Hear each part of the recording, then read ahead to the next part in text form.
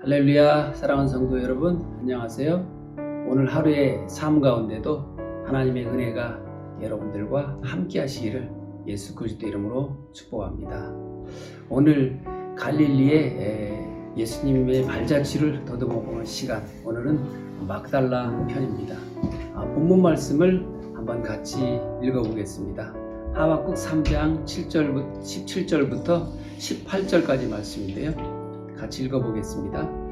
비록 무화과 나무가 무성하지 못하며 포도나무에 열매가 없으며 감람나무에 소출이 없으며 밭에 먹을 것이 없으며 우리의 양이 없으며 외양간에 소가 없을지라도 나는 여호와로 말미암아 즐거워하며 나의 구원의 하나님으로 말미암아 기뻐하리로다. 오늘 돌아보는 막달라는 갈릴리 호수의 서편의 중간쯤에 위치하고 있는 그런 고대 도시였는데요. 이곳은 가버나움과 북쪽의 가버나움과 남서쪽에 위치했던 디베리아라고도 하는 그 도시의 중간쯤에 위치하고 있던 그런 도시였습니다. 이곳은 공업도시로서 유명했는데 염색이라든지 또 토기 제조, 수산 가공업 등이 발달한 도시였다고 하고요. 특히나 수산 가공업, 가버나움과 타브가 등지에서 근처에서 잡혀진 물고기를 가져다가 소금으로 이렇게 절이는 염장 기술이 발달해서 이곳에 염장한 물고기가 유럽까지 수출되는 그런 일들도 있었다고 하죠. 이처럼 공업도시였던 막달라, 이곳 역시도 갈릴리 지역이었기 때문에 많은 외세의 침략이 반복되는 그러한 곳이었습니다. 아시리아부터 바벨론, 애굽과 그 후에도 페르시아, 로마에 이르기까지 수많은 나라의 침략이 있었고, 또 이뿐만 아니라 관리들의 수탈로 인해서 이곳에 사는 백성들의 삶이 많은 어려움 속에 있었다고 하는 것이죠. 더군다나 공업도시였기 때문에 팍팍한 인심들로 인해서 삶이 그렇게 녹록지 않았을 것 같습니다. 성경에는 이들의 삶을 이렇게 표현하고 있죠. 요엘서 말씀을 보면 1장 4절에 팥중이가 남긴 것을 메뚜기가 먹고 메뚜기가 남긴 것을 느치가 먹고 느치가 남긴 것을 황충이 먹었도다 라는 말씀이 있어요. 이 말씀을 보면은 이들의 삶 가운데 외세의 침략과 수탈이 너무 심해서 살기가 많이 어려웠다는 것을 가늠해 볼 수 있는 것 같습니다. 이처럼 고통스러운 땅, 어두움이 지배하고 있었던 땅에 한 여인의 이야기가 성경에 나오죠.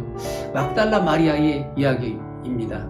이 막달라 마리아는 이곳에서 태어나서 살았는데 모든 어려움들을 지나면서 사람들에게 지치고 또 상처받고, 그로 인해서 이 여인은 고통 가운데 지내다가 자기 의지로 사는 삶을 포기해버리고 마는 것입니다.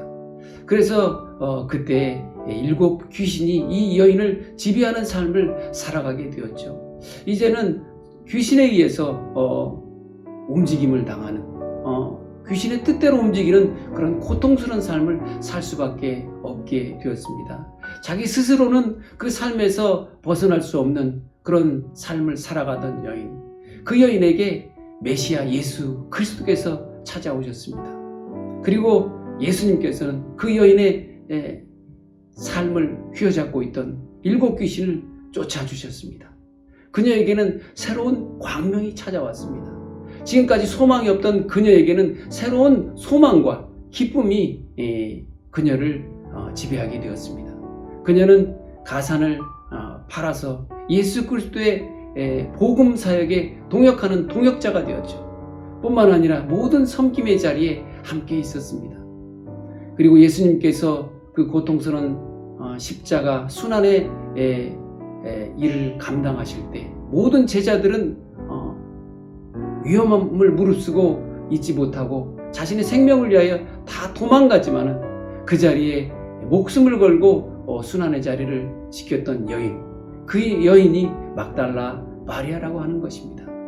부활의 첫날, 부활의 첫 증인으로서 예수님을 만나 뵙고 제자들에게 전했던 여인이 막달라 마리아였습니다. 뿐만 아니라 그 여인은 생애를 다해서 복음을 전하는 그 사역 위에 최선을 다하다가 하나님 나라에 갔지요. 그렇습니다.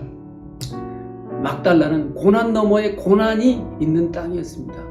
절망 너머에 절망이 또 있는 그런 땅이었어요.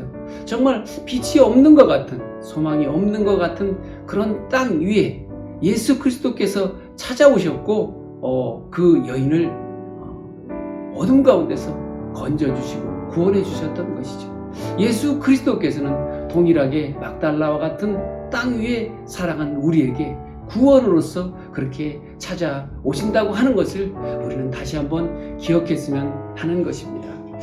오늘 본문 말씀에는 바벨론의 침략으로 멸망의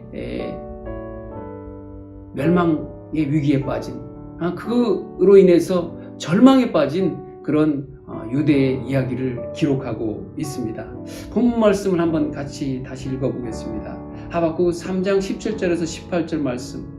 비록 무화과나무가 무성하지 못하며 포도나무에 열매가 없으며 감람나무에 소출이 없으며 밭에 먹을 것이 없으며 우리의 양이 없으며 외양간에 소가 없을지라도 나는 여호와로 말미암아 즐거워하며 나는 구원의 하나님으로 말미암아 기뻐하리로다.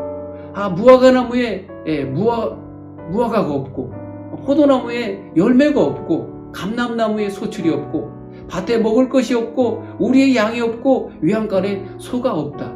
이것은 정말 심각한 문제일 것입니다. 먹을 것을 얻으려 해도 먹을 것을 얻을 수 없는 환경, 경제적인 상황, 이런 상황 속에서는 누구나 참 어려운 선택을 해야 될 것이고 감당하기 어려운 그런 고난일 것입니다. 그런데 이 고난 가운데 하박국 선지자는 이상한 표현을 하고 있어요. 정말 생각지도 못한 표현을 하고 있다고 하는 것입니다. 나는 즐거워하겠다, 기뻐하겠다, 이런 표현을 하고 있다는 것입니다. 그렇다고 보면 그 앞절에 먹을 것도 구할 수 없던 환경이 변한 것일까요? 어떤 뭔가 다른 바벨론인이 침략했던 군대가 물러간 것일까요? 어떤 상황이 변했길래 도대체 이 하박국 선지자는 이런 찬양을 할 수 있게 되는 것일까요? 그렇습니다. 우리가 알듯이 이 이스라엘 유대 땅의 환경은 변하지 않았습니다. 똑같은 고난 가운데 있고 똑같은 절망 가운데 있었지만 그러나 하나님께서 하박국을 만나주신 것이죠. 하나님의 계획을, 하나님의 놀라운 구원의 역사를 하박국은 깨닫게 된 것이죠. 그것으로 인해서 이제는 하박국은 다시 기쁨의 찬양을 하나님께 드릴 수 있게 되었다고 하는 것입니다. 우리의 현실이 달라져서가 아니라 우리의 환경이 달라져서가 아니라 하나님께서 우리를 사랑하시고 우리와 함께하고 계시다는 것, 우리를 향한 계획을 갖고 계신다는 것, 조그만 삶의 현실을 바라보는 것이 아니라 통으로 큰 하나님의 구원을 바라보게 된 하박국이 기쁨의 찬양을 하게 되었던 것처럼 우리 삶에도 이런 고백이 있기를 간절히 바라는 것입니다. 지금의 유대 땅은 악인들이 들끓고 있었습니다. 하나님의 공의는 보이지 않았습니다. 그러나 하나님의 크신 계획을 깨닫게 된 하박국이 이처럼 하나님을 기뻐하고 찬양할 수 있게 된 것처럼 우리 삶에도 하나님을 바라보는 놀라운 그런 믿음의 고백들이 있어지기를 바라볼 수 있게 되기를 간절히 바라는 것입니다. 우리 현실이 아직도 막달라입니까? 직장 문제로 또 이 코로나로 인한 고난들이 우리를 어렵게 하고 있지만 그러나 이 어둠 가운데 우리가 믿음의 눈을 열어 하나님의 나라를 바라볼 수 있기를 이 시간 간절히 바랍니다. 이 시간을 통해서 하나님의 역사를 우리가 바라보는 영안이 열려지기를 바라는 것입니다.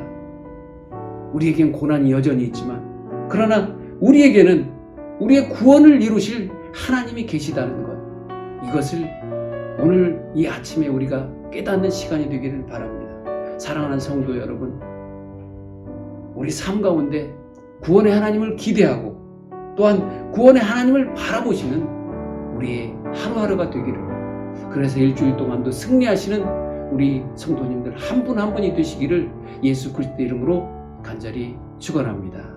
잠시 기도하겠습니다. 사랑이 많으신 주님 은혜를 감사합니다.